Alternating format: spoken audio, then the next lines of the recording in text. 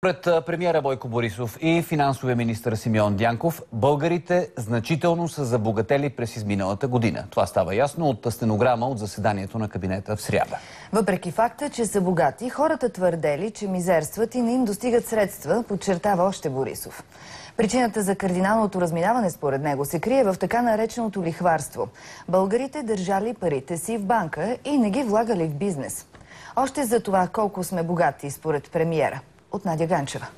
На заседанието на Министерския съвет управляващите опитват да намерят решение на въпроса как българите да започнат да харчат парите си, а не да ги спестяват. Според финансовия министър Симеон Дянков, около 800 хиляди български домакинства държат милиони на влог в банките. По този повод премиерът Борисов отбелязва: всъщност ние много хора направихме богати. Пречиствателни станции, ЖП линии, субсидиите в земеделието са огромни пари. Премиерът продължава анализа на финансовата ситуация у нас последния начин.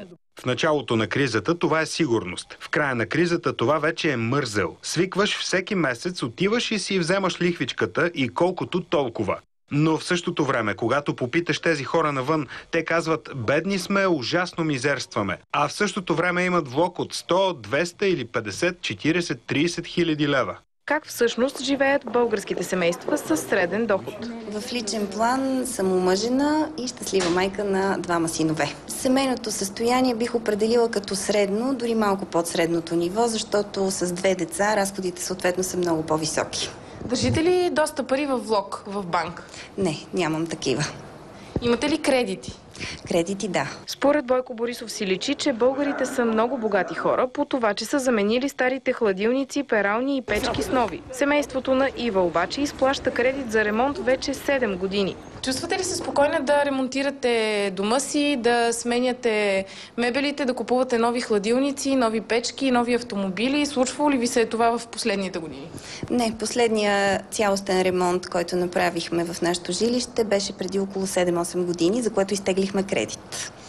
Иначе караме коли на старо, продадох своята кола съвсем наскоро, напротив, даже обратното, не инвестирам в такива неща, а каквото може се отърваваме от него. Сега, според управляващите, е важно да се намери начин да се извадят спестяванията на хората от банките. Като най-бърз и реален начин това да се случи, Борисов посочи енергийната ефективност.